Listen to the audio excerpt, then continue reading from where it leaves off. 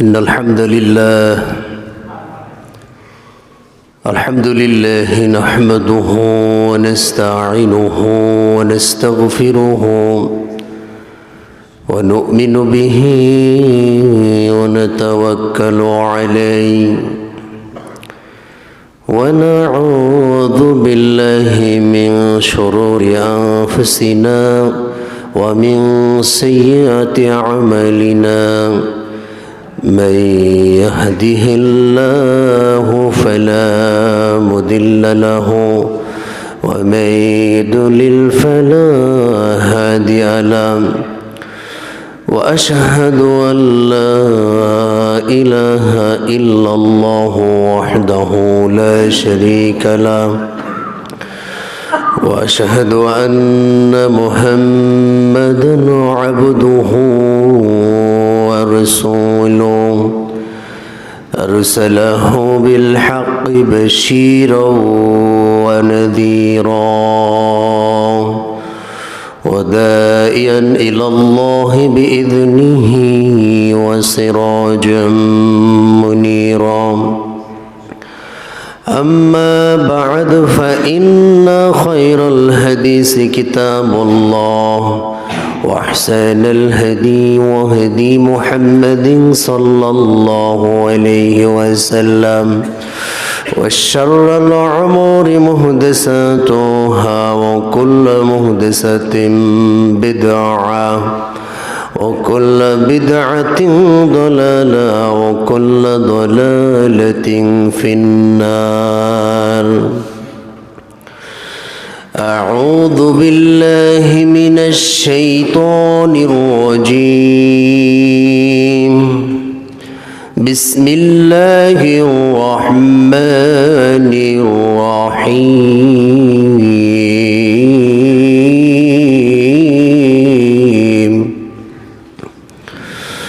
ألف لام ميم تلك آيات الكتاب الحكيم هدى ورحمة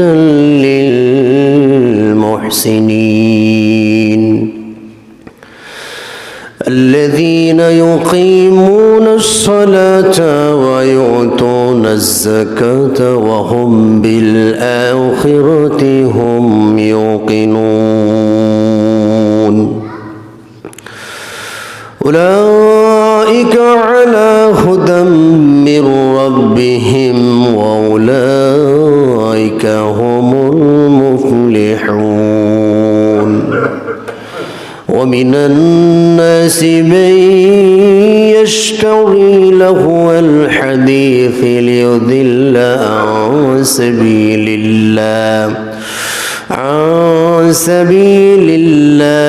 بغير علم ويتخذها هزوا أولئك لهم عذاب مهين وإذا تتلى عليه آياتنا ولى مستكبرا كأن لم يسمعها كأن في أذنيه وقرا فبشره بعذاب عليم. عن أبي مالك الأشعري رضي الله عنه قال قال رسول الله صلى الله عليه وسلم ليكونن من أمتي أقوام يستحلون الحر والحرير والخمر والمعازف رواه البخاري. আলহামদুলিল্লাহ,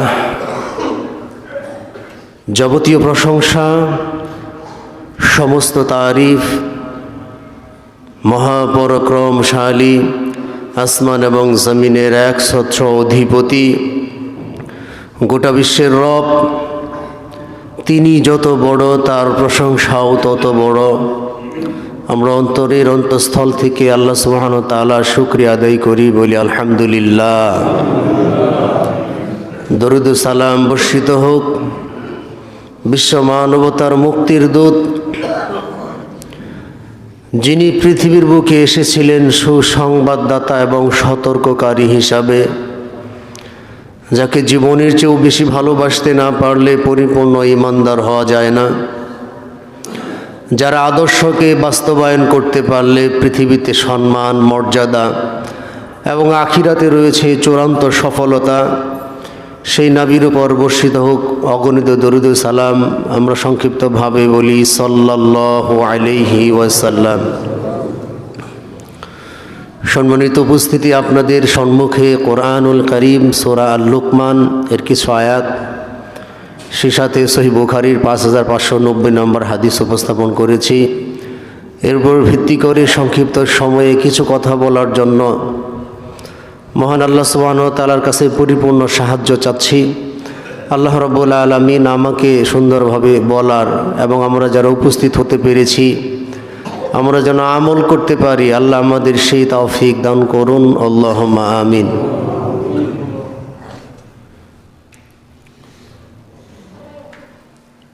সম্মানিত উপস্থিতি, কোরআনুল কারীম সূরা লুকমানের ভিতরে আল্লাহ রাব্বুল আলামিন বলেন, আলিফ লাম মিম তিলকা আয়াতুল কিতাবিল হাকিম। এই কথা, এই আয়াত বিজ্ঞানময়, প্রজ্ঞাময় কিতাবের কথা এগুলি। আর এই কিতাব হুদা ওয়া রাহমাতাল লিল মুহসিনিন, যারা সৎকর্ম পরায়ণ এদের জন্য হচ্ছে হেদায়াত, এদের জন্য হচ্ছে রহমত, এদের জন্য পথ প্রদর্শক। তাহলে হেদায়াত, রহমত কাদের জন্য? যারা মুহসিন, যারা সৎকর্ম পরায়ণ, এদের জন্য কোরআনুল কারীম এটা হচ্ছে একটা হেদায়েতের কিতাব। এরপরে আল্লাহ সুবহানাহু ওয়া তাআলা মুমিনদের সফলতা নিয়ে বললেন, আল্লাযীনা ইউকিমুনাস সালাতা ওয়া ইউতুনাজ যাকাতা ওয়া হুম বিল আখিরাতি হুম ইউকিনুন। যারা তার সালাতকে প্রতিষ্ঠিত করতে পেরেছে এবং যাকাত প্রদানে সক্রিয় ভূমিকা পালন করতে পেরেছে এবং আখিরাতের প্রতি চূড়ান্ত বিশ্বাস স্থাপন করতে পেরেছে, এরাই মূলত হেদায়েত পেয়েছে এবং এরাই হচ্ছে সত্যিকারের সফলকাম ব্যক্তি। যারা সালাত আদায় করতে পারেনি, যারা যাকাত প্রদান করতে পারেনি, যারা আখিরাতের প্রতি চূড়ান্ত বিশ্বাস স্থাপন করতে পারেনি, এরা সফল কাম নয়, বরং এরা ব্যর্থ। এর পরের আয়াতে আল্লাহ সুবহানাহু ওয়া তাআলা বলতেছেন, ওয়ামিনান নাসি মান ইয়াশতারি লাহুল হাদিস লিয়ুদিল্লা আন সাবিলিল্লাহি বিগাইরি ইলম ويتخذها هزوا أولئك لهم عذاب مهين। আল্লাহ রাব্বুল আলামিন বলতেছেন, মানুষের ভিতরে কিছু মানুষ রয়েছে, আমি বলিনি আপনি, আমি বলিনি আমিও হতে পারি, আপনিও হতে পারেন। এখানে আল্লাহ সুবহানাহু ওয়া তাআলা কোনো মানুষকে নির্দিষ্ট নাম ধরে বলেনি, যেহেতু আমরা মানুষ, আমাদের ভিতরে কাউকে কাউকে আল্লাহ ইন্ডিকেট করে বলেছেন। মানুষের ভিতরে ওয়ামিনান নাসি মান ইয়াশতারি লাহুল হাদিস লিয়ুদিল্লা আন সাবিলিল্লাহি বিগাইরি ইলমি ওয়া ইয়াত্তাখিযাহা হুজুওয়া أولئك لهم عذاب مهين। মানুষের ভিতরে কিছু মানুষ রয়েছে আল্লাহ রাব্বুল আলামিনের রাস্তায় বাধা প্রদান করে বিনা দলিলে, বিগয়রি ইলম, বিনা এলেমে, বিনা দলিলে, বিনা প্রমাণে তারা লাহু আল হাদিস ক্রয় করে। সেটা কেন ক্রয় করে? মানুষকে আল্লাহ রাস্তায় বাধা প্রদান করার জন্যে।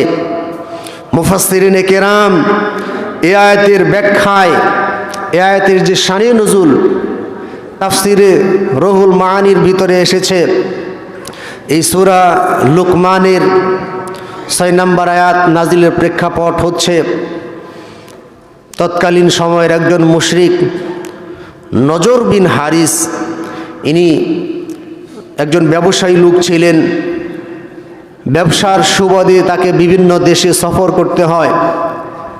মুহাম্মদ সাল্লাল্লাহু আলাইহি সাল্লাম যখন তিনি কোরআনের দাওয়াত দিতেন, কোরআনের কথা বলতেন, তখন এই নজর বিন হারিস বিভিন্ন দেশ থেকে তৎকালীন সময়ের বিভিন্ন গল্প কাহিনী, বিভিন্ন নাটক, উপন্যাস, আমরা যেটাই বলি, তো এই গল্প কাহিনী তিনি বিভিন্ন দেশ থেকে সংগ্রহ করে মক্কার মুশরিকদেরকে ডেকে নিয়ে এসে বলতো যে তোমরা এগুলো শোনো বা এগুলি পড়ো। সেই গল্পগুলি অনেক চটকদার ছিল, চিত্তাকর্ষক গল্প, আজে বাজে উপন্যাস। এই কাহিনীগুলি শুনিয়ে দিত যাতে করে মুহাম্মদ সাল্লাল্লাহু আলাইহি সাল্লাম যেই কোরআনের দাওয়াত দিচ্ছে, এই কোরআনের দাওয়াতকে বাধাগ্রস্ত করা যায়, এজন্য তিনি এই কাজ করতেন। তো এইভাবে সে আল্লাহ রাস্তায় বাধা দেওয়ার জন্য বিভিন্ন দেশ থেকে গল্প কাহিনী এগুলো সংগ্রহ করত। এবং কি এমন বর্ণনাও পাওয়া যায় তিনি বিভিন্ন গায়িকা তিনি ক্রয় করে মুশরিকদের মাঝে গায়িকা দিয়ে নাচ গান করাইতেন। গায়িকা ক্রয় করিয়ে কোরআনের রাস্তাকে বাধাগ্রস্ত করার জন্য তিনি কাজ করতেন। তার পরিপ্রেক্ষিতে আল্লাহ সুবহানাহু ওয়া তাআলা সূরা লুকমান এর এই 6 নম্বর আয়াত নাজিল করেন। আবু মালিক আল আশআরী থেকে বর্ণিত, মুহাম্মদ সাল্লাল্লাহু আলাইহি ওয়াসাল্লাম বলেন, লা ইয়াকুনান্না মিন উম্মতি আকওয়ামুন ইয়াস্তাহিল্লুনা আল হিরা ওয়াল হারিরা ওয়াল খামরা ওয়াল মাআজিফ। মুহাম্মদ সাল্লাল্লাহু আলাইহি ওয়াসাল্লাম বলেন, আমার পরে আমার উম্মতের মাঝে একদল ব্যক্তি বের হবে যারা ইয়াস্তাহিল্লুনাল হিরা ওয়াল হারিরা, যারা জিনা, ব্যভিচার, রেশমের পোশাক, মদ এবং বিভিন্ন প্রকার বাদ্যযন্ত্রকে হালাল মনে করবে। এই উম্মতের এক শ্রেণীর মানুষ, সকলকে আল্লাহ রাসূল বলে নাই, এই উম্মতের এক শ্রেণীর মানুষ, হাদিসটি আবার বুঝি, এই উম্মতের এক শ্রেণীর মানুষ তারা জিনা ব্যভিচারকে হালাল মনে করবে, অর্থাৎ তারা জিনা ব্যভিচার নিজেরাও করবে, আরেকজনকে করতে তার রাস্তা পর্যন্ত খুলে দিবে। কিভাবে? জিনা ব্যভিচার আল্লাহ সুবহানাহু ওয়া তাআলা হারাম করেছেন, পক্ষান্তরে বিয়ে শাদীকে আল্লাহ সুবহানাহু ওয়া তাআলা হালাল করেছেন। কিন্তু অত্যন্ত দুঃখের বিষয়, এই জাতি ইহুদি খ্রিস্টানদের সংস্কৃতি গ্রহণ করেছে। বিগত সময়ে আইন ছিল, এখনো সেই আইন বলবৎ আছে। বিয়ের বয়স, মুসলমানের সন্তানদের বিয়ের বয়স নির্ধারণ করবে মুসলমানরাই।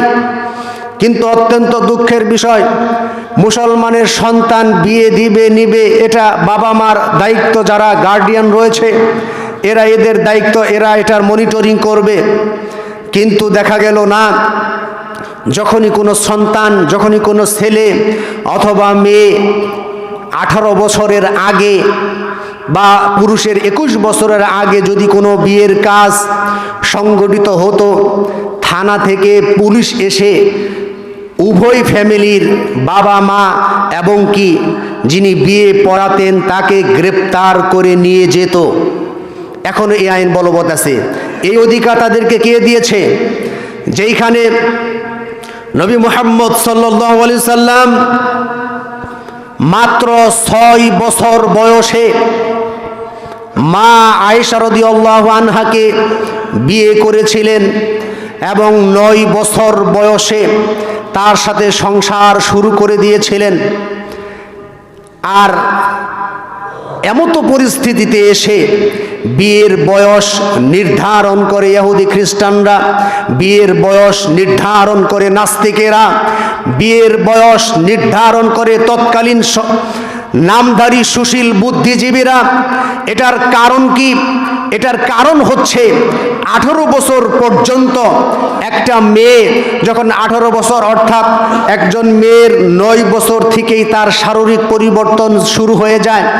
9 বছর থেকে আরও 9 বছর, এই মাঝখানে যে সময়টুকু, এই মাঝখানে সময়টুকু অর্থাৎ তার যে যৌবন প্রাপ্ত হয়, এই যৌবন যেন সে বিলিয়ে দিতে পারে, সে যেন তার চরিত্রকে নষ্ট করে দিতে পারে, এজন্যে তারা এদিকে বিয়েকে নিষিদ্ধ করে দিয়ে ওদিকে কো এডুকেশন চালু করে, ওদিকে নাইট ক্লাব চালু করে, ওদিকে স্কুল বা কলেজ ভার্সিটি সংস্কৃতির নাম দিয়ে মুসলমান ছেলে এবং মেয়েদের অবাধ মেলামেশাকে বিভিন্ন পার্ক সৃষ্টি করে মুসলমান সন্তান ছেলে এবং মেয়েদের অবাধ মেলামেশার ব্যবস্থা করে দিয়েছে। অর্থাৎ তারা যদি রিলেশন করে, ছেলের সাথে মেয়ে যদি রিলেশন করে, সম্পর্ক করে, অবৈধ কাজ করে, শারীরিক সম্পর্ক করে, তখন বাধা আসে না। একটা ছেলে 3-4টা মেয়ের সাথে সম্পর্ক করতে পারে, কোনো সমস্যা হয় না। একটা মেয়ে বিভিন্ন মেয়ের ছেলেদের সাথে সম্পর্ক করতে পারে, কোনো সমস্যা হয় না। একটা ছেলে এবং মেয়ে অবাধে মেলামেশা করতে পারে, কোনো সমস্যা হয় না। তখন বাড়িতে পুলিশ আসে না, তখন বুদ্ধিজীবীদের কোনো সমস্যা হয় না। যখনই বৈধ উপায়ে গার্ডিয়ান উপযুক্ত মনে করেছে তাদেরকে বিয়ে দেবে, তখনই বাড়িতে পুলিশ আসে। এর কারণ হচ্ছে জিনা এবং ব্যভিচার যেন বৃদ্ধি পায়, বিয়ে যেন মানুষ না করে, বিয়েকে যেন কঠিন করা হয়। অর্থাৎ বিয়ে যেন মানুষ এটা মনে করে বিয়ে একটা ঝামেলার কাজ, যেহেতু তাদের দেশে বিভিন্ন দেশের জরিপ অনুযায়ী, বিভিন্ন দেশে জনসংখ্যার যে জরিপ 85% যারও সন্তান সৃষ্টি হয়। আমেরিকা বলেন, ফ্রান্স বলেন, বিভিন্ন দেশে 75-85 জরিপে দেখা গেছে যে তাদের বাবাকে তারা চিনে না, অবৈধ সন্তান। আর অবৈধ সন্তানরাই ইসলামের সবচেয়ে বেশি বিরোধিতা করে। যারা অবৈধ সন্তান এরা ইসলামকে নিয়ে প্রশ্ন করে, যারা অবৈধ সন্তান এরা ইসলামের রাস্তায় বাধা দান করে, যারা অবৈধ সন্তান তারা মুসলমানদের বুকে গুলি চালাতে কোনো দ্বিধা বোধ করে না, কারণ তারা যারা সন্তান অবৈধ সন্তান। এই অবৈধ সন্তান দিয়ে যেন বিশ্বকে ভরে দেওয়া যায়, এই জন্য এই সংস্কৃতি সৃষ্টি হয়েছে। তো আমি যেটা বললাম যে এই জিনা ব্যভিচারকে আমার এই উম্মতের এক শ্রেণীর মানুষ হালাল মনে করে, এবং কি সরকার পর্যন্ত বাংলাদেশের বিভিন্ন পতিতালয় রয়েছে, যেই পতিতালয়ের লাইসেন্স সরকার দিয়েছে যে এখানে নিরাপদে তুমি তোমার যৌবনকে বিক্রি করে দিতে পারো, নিরাপদে তুমি এইখানে মেলামেশা করতে পারো, কোনো সমস্যা নাই। আল্লাহ সুবহানাহু ওয়া তাআলা যেখানে জিনা ব্যভিচারের ধারে কাছে যেতে নিষেধ করেছেন, লা তাকরাবুজ জিনা, তোমরা জিনা ব্যভিচারের ধারে কাছেও যেও না, এটা অত্যন্ত নিকৃষ্ট, অত্যন্ত খারাপ কাজ আল্লাহর কাছে। আল্লাহর কাছে সবচেয়ে যেটা খারাপ কাজ, এই কাজটাকে প্রমোট করা হয়েছে। আপনারা অবাক হবেন, এই সরকার আসার পরেও বিভিন্ন পতিতালয়ের মহিলা যারা, এরাও আন্দোলনে নেমেছিল। তারা বলেছিল যে রোহিঙ্গারা যদি নিরাপদে থাকতে পারে আমাদের দেশে, আমরা কেন পারবো না? তারাও আন্দোলন করেছে। তো আমরা বলবো, রোহিঙ্গারা তারা একটা আশ্রয়ে আছে, তোমরাও সেই সিস্টেমে আশ্রয়ে যাও। তোমরা অবৈধ কাজ করো কেন? তোমরা অবৈধ কাজ করলে মুসলমানদের ইমানের জ্যোতি নষ্ট হয়ে যায়, মুসলমানদের ইমান ধ্বংস হয়ে যায়। মুসলমানরা এই জিনা ব্যভিচার করতে করতে তাদের ইমানকে শেষ করে ফেলে। এটার একটা চক্রান্তের জন্যই মূলত এই ব্যভিচারকে প্রমোট করা হয়েছে। এবং কি আমাদের দেশে এলজিবিটি সমকামিতাকে প্রমোট করার জন্য বিভিন্ন মানুষদেরকে বেছে বেছে নির্ধারণ করা হয়েছে। সম্প্রতি সময়ে যেই সাংস্কৃতিক উপদেষ্টা যিনি হয়েছেন, ফারুকি নামের এই সাংস্কৃতিক উপদেষ্টা, ইনি আগাগোড়া একবারে পা থেকে নিয়ে মাথা পর্যন্ত একজন এলজিবিটির সমর্থক, সমকামীর সমর্থক। এই হচ্ছে সংস্কৃতি উপদেষ্টা। মুসলমানদের আলাদা সংস্কৃতি আছে। মুসলমানদের সংস্কৃতির ভিতরে জিনা ব্যভিচার নাই। মুসলমানের সংস্কৃতির ভিতরে গান বাজনা বাদ্যযন্ত্র এগুলো নাই। অথচ সংস্কৃতিকে আলাদাভাবে সৃষ্টি করা হয়েছে। মুসলমানদের সংস্কৃতি আলাদা, বাঙালির সংস্কৃতি আলাদা। যদি মুসলমানের সংস্কৃতির সাথে বাঙালির সংস্কৃতি যদি সাংঘর্ষিক হয়, তখন মুসলমানের সংস্কৃতিকে বাদ দিয়ে দেওয়া হয়। এই হচ্ছে আমাদের পরিস্থিতি। অথচ মুসলমানদের আলাদা সংস্কৃতি আছে। আজকে মুসলমানের সন্তানদেরকে বিভিন্ন স্কুল, প্রাইমারি থেকে শুরু করে স্কুল, কলেজ, ভার্সিটি, বিভিন্ন বিশ্ববিদ্যালয়ে আপনার সাংস্কৃতিক অনুষ্ঠানের নাম নিয়ে ওইখানে দেখবেন আমাদের সন্তান, আমাদের মেয়েদেরকে, আমাদের সন্তানদেরকে গান বাজনা শিখিয়ে একটা অনুষ্ঠান নির্ধারণ করে বার্ষিক সাংস্কৃতিক অনুষ্ঠানের নাম দিয়ে বেহায়াপনার জন্য যারা প্রতিষ্ঠানে কর্মরত এদেরকে বাধ্য পর্যন্ত করা হয়। এতে কি হয়, কি সৃষ্টি হয়? এই সংস্কৃতি থেকে জেনা ব্যভিচার করার প্রতি উৎসাহিত হয়। তো সম্মানিত উপস্থিতি, আমি যেই কথা বললাম যে মুসলমানের সন্তান, এই সন্তানদেরকে যাতে করে বিজাতীয় সংস্কৃতি প্রবেশ করে তাদের ঈমান দুর্বল করা যায়, সেটার ষড়যন্ত্র চলছে। তাহলে হাদিসটা আমরা শেষ করি। আল্লাহ রাসূল সাল্লাল্লাহু আলাইহি ওয়াসাল্লাম বলেন, আমার পরে আমার উম্মতের মাঝে এক শ্রেণীর মানুষ, সবাই এরকম না, এক শ্রেণীর মানুষ, তারা জিনা ব্যভিচারকে হালাল মনে করবে, রেশমের পোশাক পরিধান করাকে হালাল মনে করবে, তারা মদ, জুয়া এগুলোকে হালাল মনে করবে। অন্য হাদিসে আছে এই উম্মত, এক শ্রেণীর মানুষ মদকে মদ নাম না দিয়ে অন্য নামে খাবে, অর্থাৎ যেটা মানুষের মস্তিষ্ক বিকৃত করে ওটাই হচ্ছে মদ। সেটার যেই নামই হোক, যেটা আপনার মস্তিষ্ক বিকৃত করে, আপনার জ্ঞান বুদ্ধি লোপ করে, আপনার শরীরকে আস্তে আস্তে নিষ্ক্রিয় করে দেয়, একবারে নষ্ট করে দেয়, ওটাই হচ্ছে মদ, আর ওটাই হচ্ছে হারাম। এত বলতে হবে না। আমরা যে আজকে মদ, এরপরে হিরোইন, ইয়াবা, এরপরে বিড়ি, সিগারেট, এরপর আরো কত নামে যে নেশাদার দ্রব্য রয়েছে, এগুলো আমরা পান করি, আবার আমরা সলাতও করি।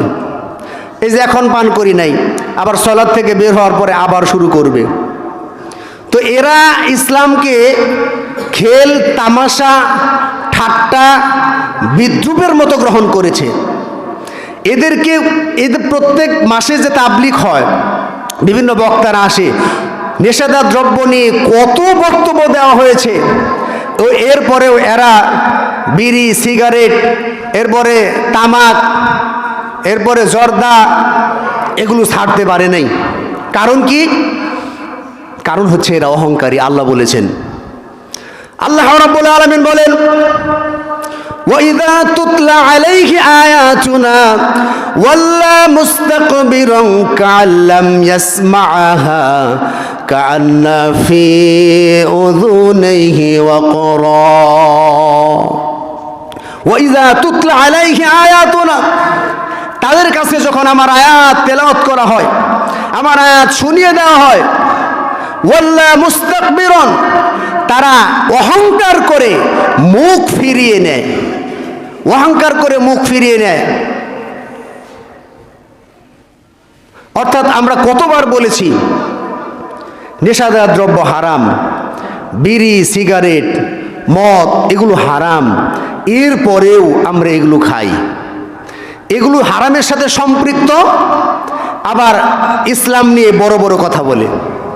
ইসলামের নাই বিন্দু পরিমাণ জ্ঞান, 24 আওয়ার্স 24 ঘন্টায় নেশাদার দ্রব্য পান করে, আবার ইসলাম নিয়ে বড় বড় কথা বলে।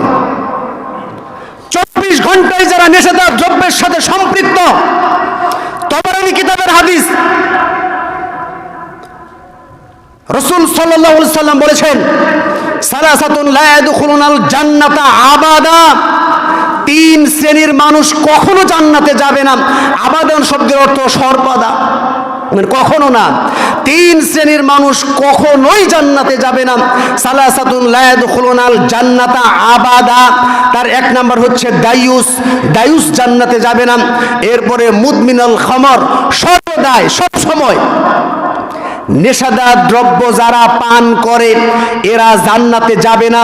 এরা সালাত পড়তে পড়তে মাথার কপাল কালো হয়ে যেতে পারে, হজ করতে পারে, যাকাত দিতে পারে, কিন্তু নেশাদার দ্রব্য পান করার কারণে এরা জান্নাতে যাবে না, তো যাবে না, জান্নাতের ঘ্রাণও পাবে না, বলেছেন মুহাম্মদ সাল্লাল্লাহু আলাইহি ওয়াসাল্লাম।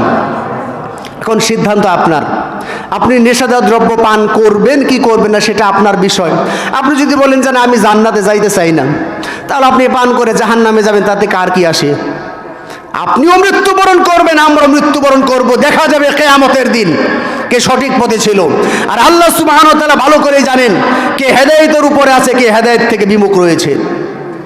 শুধু তাই নয়, নেশাদার দ্রব্য যারা পান করে, যারা বিক্রি করে, এদেরকে আমি কতবার বললাম, ভাই আপনি নেশাদার দ্রব্য বিক্রিটা ছেড়ে দেন, আল্লাহর ওয়াস্তে ছেড়ে দেন, আল্লাহ আপনাকে বারাকা দান করবে।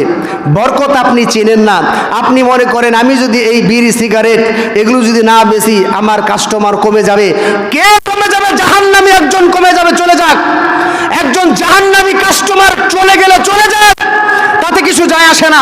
আপনি একজন ইমানদার কাছে আপনি একটা পণ্য বিক্রি করবেন, এই বিক্রি করার কারণে আল্লাহর পক্ষ থেকে আপনার উপর বারাকা চলে আসবে। বারাকা আপনি চেনেন না, বারাকা কাকে বলে? আপনার ফ্যামিলিতে খরচ আল্লাহ কমিয়ে দেবেন, আপনার ফ্যামিলিতে রোগ বালা মুসিবত কমে যাবে, আপনার প্রয়োজন কমে যাবে, এটাই হচ্ছে বারাকা। আর আপনি হারাম দ্রব্য বিক্রি করবেন, হারাম দ্রব্য খাবেন, আপনার ফ্যামিলিতে 24 আওয়ার্স 24 ঘন্টায় অশান্তি লেগে থাকবে। আপনি জানেন না অশান্তি কাকে বলে। মেয়ে বড় হয়েছে, উপযুক্ত হয়েছে, বিয়ে হবে না, ছেলে সঠিক পথে চলবে না, এটাই হচ্ছে অশান্তি। সুতরাং আমি আপনাকে এত কঠিনভাবে বলতেছি, এটা আমার কোনো স্বার্থের জন্য না, আমি আপনাকে ভালোবাসি। আই লাভ ইউ ফর আল্লাহ, আমি আল্লাহর সন্তুষ্টির জন্য আপনাকে ভালোবাসি। আই হেট ইউ ফর আল্লাহ, আমি আপনাকে ঘৃণাও করি আল্লাহর জন্যে। সুতরাং আমি আপনাদের হাতে পায়ে ধরে বলি, আপনার আল্লাহর ওয়াস্তে আপনারা যারা আছেন এই বিড়ি, সিগারেট, তামাক যেটা আল্লাহ হারাম করেছেন, হারামের সাথে সম্পৃক্ত রেখে সালাত পড়লে কোনো কাজ হবে না, কোনো কাজ হবে না। আপনি যদি এখন পর্যন্ত ফিরে আসতে না পারেন, আপনার আজকে থেকেই তওবা করেন যে আমরা এই দোকানে দোকানে বিড়ি, সিগারেট আমরা আর বেচবো না। আপনি তওবা করেন, আপনি ফিরে আসেন। শুধু তাই নয়, এই নিষেধাজ্ঞা দ্রব্যকে যারা হালাল মনে করে, এরপর আল্লাহ রাসূল সাল্লাল্লাহু আলাইহি ওয়াসাল্লাম বললেন বাদ্যযন্ত্রকে তারা হালাল মনে করবে। বাদ্যযন্ত্র, গান বাজনা, টেলিভিশন, এই টেলিভিশনের ভিতরে গান বাজনা এগুলো একটা সিম্পল ম্যাটার হয়ে গেছে আমাদের সমাজে। রাস্তা দিয়ে চলা যায় না, ভারতীয় চ্যানেলের বিভিন্ন নায়িকাদের প্রদর্শনী আমাদের এই দোকানগুলি ভরে গেছে। ওইখানে 24 আওয়ার্স জিনা হচ্ছে, ব্যভিচার হচ্ছে, সেগুলো দেখে দেখে আমরা শিখতেছি। আপনি নিজেও পাপ কামাই করছেন, আপনার ওগুলো দেখে যারা ওগুলোর প্রতি উদ্বুদ্ধ হচ্ছে তাদেরকেও আপনি পাপী বানাচ্ছেন। আপনি দাওয়াতি কাজ না করে বরং আল্লাহ এবং তার রাসূলের বিরুদ্ধে আচরণ করতেছেন। আপনি টেলিভিশন রাখেন, সেইখানে ডিভিডি লাগিয়ে ডাক্তার জাকির নায়েকের লেকচার ছেড়ে দেন, 24 আওয়ার চলুক। আপনি বিভিন্ন ওয়াজ আছে, এইগুলো ওয়াজ দিয়ে দিয়ে ডিভিডি কিনে আপনি ওগুলো চালাই দেন, কোরআন তেলাওয়াত চালাই দেন, বিভিন্ন মাহফিল চালাই দেন, ওগুলো করা সম্ভব। এতে আপনিও সওয়াব পাবেন, যারা শুনবে তারাও সওয়াব পাবে। কিন্তু আপনি তা না করে আপনি ইসলামকে পরিত্যাগ করেছেন, আপনি ইসলামকে খেল তামাশা ঠাট্টা রূপে গ্রহণ করেছেন, যার কারণে আপনার দোকানে এখনো বিড়ি চলে, এখনো জর্দা চলে, এখন আপনার টেলিভিশন চলে, আপনার আবার আপনি হাউস করে এসেছেন, আবার আপনি সলাতের কাতারেও থাকেন। ইসলামকে আপনি খেল তামাশা মনে করেছেন। যারা ইসলামকে খেল তামাশা মনে করবে, সূরা আনআমের 71 71 নম্বর আয়াত আল্লাহ সুবহানাহু ওয়া তাআলা বলেছেন, ওয়াযারিল্লাযীনা ইত্তাখাযু দীনাহুম লাইবা ওয়া লাহওয়া ওয়া গররাতহুমুল হায়াতুদ দুনিয়া। নবী, আপনি তাদেরকে পরিত্যাগ করুন, আপনি তাদেরকে বর্জন করুন, আপনি তাদেরকে বয়কট করুন, আপনি তাদেরকে এড়িয়ে চলুন যারা ইসলামকে খেল তামাশা ক্রীড়া কৌতুকের মতো গ্রহণ করেছে। কিন্তু সম্ভব না, আমরা বর্জন করতে পারি না, আমরা এগুলোকে বর্জন করতে পারি না। আর কিভাবে বুঝালে আপনারা সংশোধন হবে আমার জানা নাই। আমি আপনাদের কঠিনভাবে বললাম, নরম করে বললাম, সুন্দরভাবে বললাম, আল্লাহর ওয়াস্তে বলতেছি। আপনি যদি আখিরাত, আপনার যদি সফলতা অর্জন করতে চান, এই ধরনের নোংরা জিনিস বিক্রি করবেন না, এই ধরনের নোংরা জিনিস খাবেন না। আল্লাহ সুবহানাহু ওয়া তাআলার পথে ফিরে আসুন, এখনো সময় আছে। আপনি যখন তখন মারা যেতে পারেন, কোনো গ্যারান্টি নেই কখন মারা যাবেন। সুতরাং ফিরে আসুন আল্লাহর পথে। আমরা আশা করি আপনারা সকলে ফিরে আসবেন। আমরা দোয়া করি আল্লাহ এদেরকে হেদায়েতের জন্য, ইসলামের জন্য আল্লাহ আপনি এই সমাজকে কবুল করুন, আমরা বলি আমিন। ইবনে আব্বাস থেকে বর্ণিত, রাসূলুল্লাহ সাল্লাল্লাহু আলাইহি ওয়াসাল্লাম বলেন, ইন্নাল্লাহা হাররামা আলাইকুমুল খামরা ওয়াল মাইসিরা ওয়াল মাআজি ওয়াল কুবাতা। ইবনে আব্বাস থেকে বর্ণিত এই হাদিসটিতে আল্লাহ রাসূল সাল্লাল্লাহু আলাইহি ওয়াসাল্লাম বলেছেন, আল্লাহ রাব্বুল আলামিন হারাম করেছেন তোমাদের জন্য মদ, হারাম করেছেন তোমাদের জন্য জুয়া, হারাম করেছেন তোমাদের জন্য সব প্রকারের বাদ্যযন্ত্র। যত প্রকারের বাদ্যযন্ত্র আছে সব বাদ্যযন্ত্র হারাম করা হয়েছে। এরপরের হাদিসে, ইবনে মাজার হাদিস, আবু উমামা থেকে বর্ণিত, রাসূলুল্লাহ সাল্লাল্লাহু আলাইহি সাল্লাম বলেন, লা তাবিউল কায়নাত, লা তাবিউল কায়নাত ওয়ালা তাশতারুহুন্না ওয়ালা তুআল্লিমুহুন্না ওয়াসামানুহুন্না হারামুন। রাসূল সাল্লাল্লাহু আলাইহি ওয়াসাল্লাম আমাদের কি সুন্দর কথা শুনিয়ে দিচ্ছেন, লা তাবিউল কায়নাত, তোমরা গায়িকা, নর্তকী, গায়িকা যারা গান গায় এদেরকে তোমরা বিক্রয় করো না। যারা গায়িকা এদেরকে তোমরা বিক্রয় করো না, যারা গায়িকা এদেরকে তোমরা ক্রয় করো না। ওয়ালা তুআল্লিমুহুন্না, তাদেরকে গান বাজনা এগুলো শিখিয়ে দিও না। ওয়াসামানুহুন্না হারামুন, তাদের উপার্জন হারাম, তাদের উপার্জন হারাম, তাদের উপার্জন হারাম। তাহলে যারা নাইট ক্লাবের সাথে সম্পৃক্ত, বিভিন্ন আমাদের গ্রামে আলহামদুলিল্লাহ কিছু কম, কিন্তু ঢাকা শহরে বিশেষ করে একবারে প্রপার শহরের ভিতরে দেখবেন বিভিন্ন জায়গায় নাইট ক্লাব আছে। সেইখানে নাইট ক্লাবগুলি ছেলে এবং মেয়ে নাচানাচি, মদ পান, আরও কত কিছু, এগুলো হচ্ছে হারাম। তাহলে যারা গায়িকা সৃষ্টি করে এরা হারাম কাজ করে। প্রত্যেকটা বছর সাংস্কৃতিক অনুষ্ঠানের নাম নিয়ে আমাদেরই সন্তান, আমাদেরই মেয়ে, আমাদের ছেলেদেরকে যারা গান বাদ্য শিখিয়ে দেয়, এরা হারামকে প্রমোট করে, এরা হারাম কাজ করে। আল্লাহ রাসূল সাল্লাল্লাহু আলাইহি ওয়াসাল্লাম বললেন তাদের উপার্জন হারাম। আপনার সন্তানদেরকে গান বাজনা আপনি শিখিয়ে দিবেন না। যদি আমরা অবসর থাকি, অবসর হলেই আমরা গান বাজনা শুনি, অবসর হলেই আমরা গান বাজনা শুনি, অবসর হলেই আমরা গান বাজনা শুনি। অথচ গান বাজনা সম্পর্কে আল্লাহ রাসূল কত কঠিন ভূমিকা পালন করেছেন। নাফের থেকে বর্ণিত, একবার ইবনে ওমর রাদিয়াল্লাহু তাআলা আনহু রাস্তা দিয়ে চলতেছিলেন, চলার পথে ওমর রাদিয়াল্লাহু তাআলা আনহু দুই কানে আঙ্গুল ঢুকিয়ে দিলেন। আঙ্গুল ঢুকিয়ে দেওয়ার পরে নাফেকে বললেন, তুমি কি কিছু শুনেছো? তখন সে বলল, আমি তো শুনি। কলে, আমি তোমার সাথে যেইভাবে চলতেছি এইভাবে ঠিক আল্লাহ রাসূল সাল্লাল্লাহু আলাইহি ওয়াসাল্লামের সাথেও চলতেছিলাম। আল্লাহ রাসূল সাল্লাল্লাহু আলাইহি ওয়াসাল্লাম আমাকে এনে ঠিক এইভাবে যখনই তিনি কোনো গান বাজনের আওয়াজ তার দুই কানে শুনতেন, সঙ্গে সঙ্গে তিনি দুই কানকে বন্ধ করে দিতেন হাত দিয়ে, অর্থাৎ চেপে ধরতেন। গান বাজনা শুনতেন না। মুহাম্মদ সাল্লাল্লাহু আলাইহি ওয়াসাল্লাম গান বাজনা শোনেননি, আর আমরা তার উম্মত, দাবিদার উম্মত বলে দাবি করি, আর আমরা গান বাজনা একবারে ইজিভাবে সেগুলো শুনি। বিভিন্ন আপনার ওয়াইফাই লাইন দিয়ে আপনি গান বাজনা আমরা শুনতেছি, 24 ঘন্টায় শুনি, শোয়ার সময় শুনি, ঘুম থেকে উঠে শুনি, সব সময় গান বাজনা শুনতেছি। যেখানে মুহাম্মদ সাল্লাল্লাহু আলাইহি ওয়াসাল্লাম গান বাজনাকে চেপে ধরতেন, অর্থাৎ গান বাজনা শুনতেন না, আর আমরা এখানে এসে আমরা গান বাজনা শুনি। আবার আমরা মুহাম্মদ সাল্লাল্লাহু আলাইহি ওয়াসাল্লামের উম্মত বলেও দাবিও করি যে আমরা পাক্কা ইমানদার গো। ইমাম ইবনে তাইমিয়া রাহিমাহুল্লাহ গান বাজনা সম্পর্কে বলেছেন, গান বাজনা, মদ যেমন মানুষের মস্তিষ্ক বিকৃত করে, নেশাদার দ্রব্য যেমন মানুষকে প্রভাবিত করে, ঠিক গান বাজনাও অন্তরের ভিতরে, অন্তরের নেশাদার, অন্তরের মদ হচ্ছে এই গান বাজনা।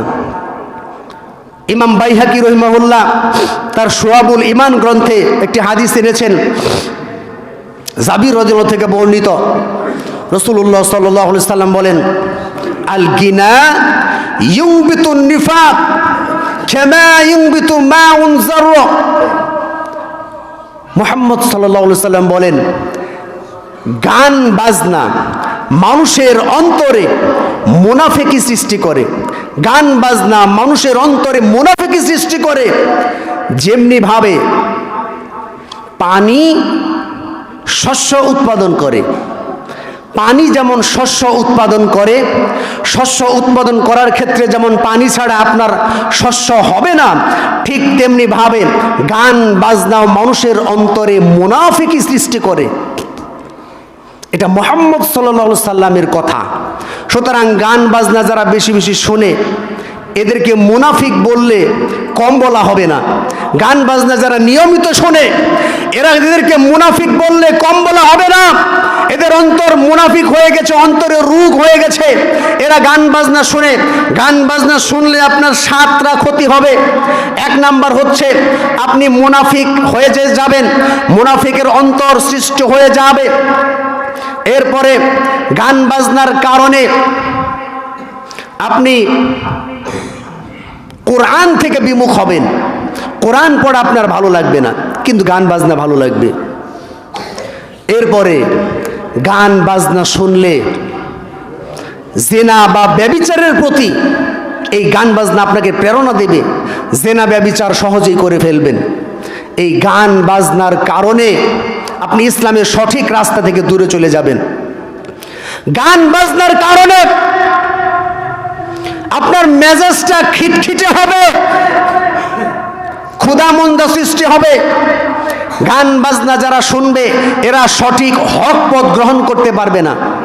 গান বাজনার কারণে অন্তর থেকে ইলমের যে নূর একে আবরণ পড়ে যাবে, মেধাতে নির্বুদ্ধিতা সৃষ্টি হবে। এই গান বাজনা যারা গান বাজনা বেশি শোনে এরা নির্বুধ মানুষ বেশি হয়, বুকা টাইপের, এলেম নিতে পারে না এরা।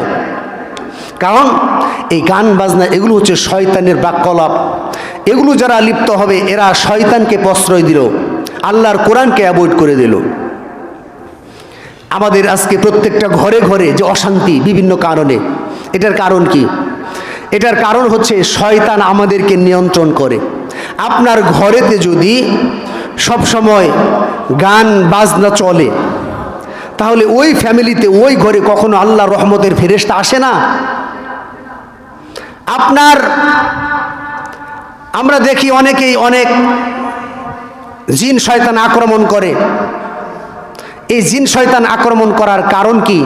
কারণ হচ্ছে আপনার ফ্যামিলিতে গান বাজনা চলে, আর গান বাজনা যেখানে আছে শয়তান সেখানে বসবাস করে।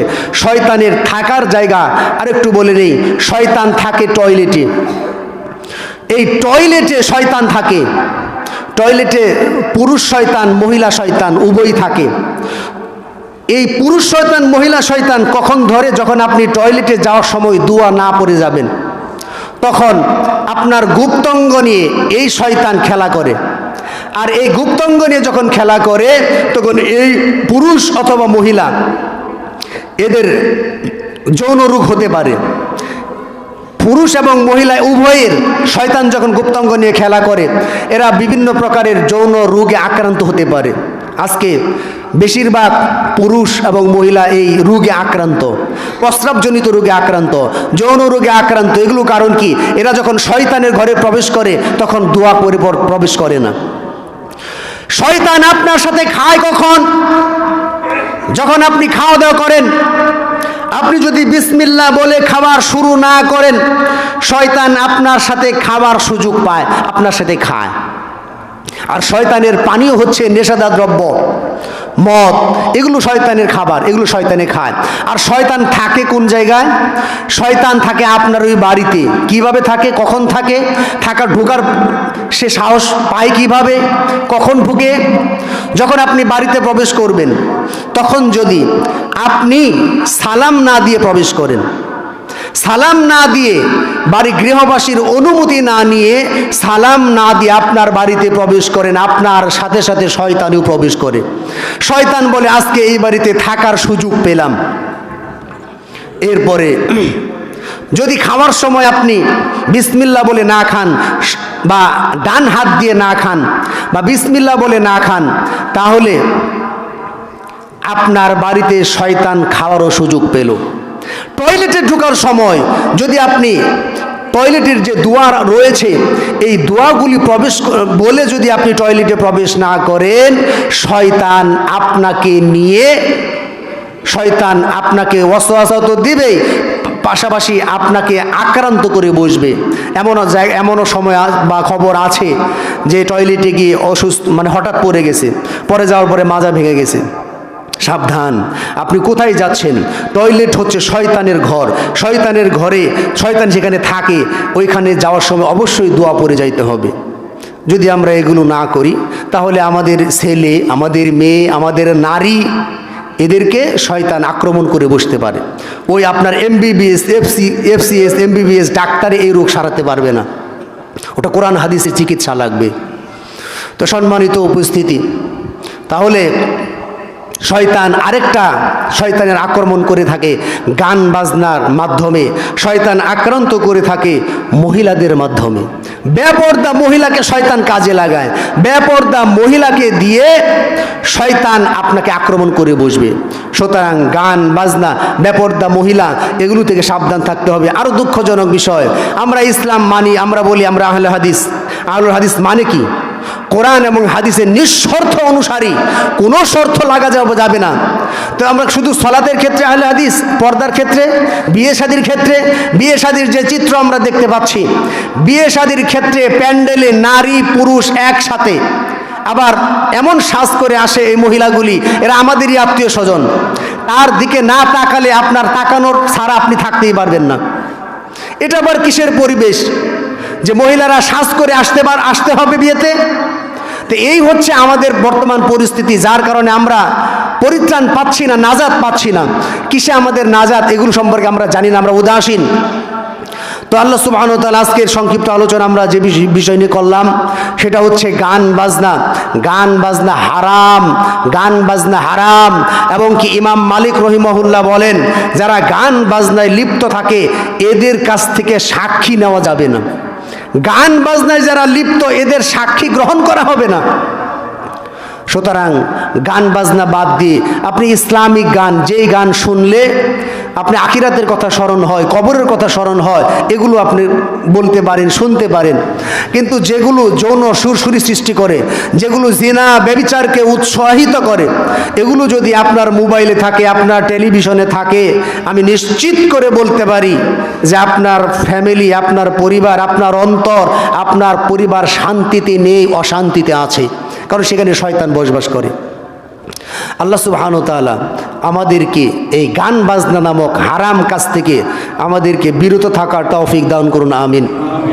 গান বাজনা থেকে যদি আমরা বিরত না থাকি তাহলে কিয়ামতের দিন আল্লাহ সুবহানাহু ওয়া তাআলা আমাদের সীসা বা তামা এগুলো গলিয়ে আমাদের কানের ভিতর লাগাই দেওয়া হবে।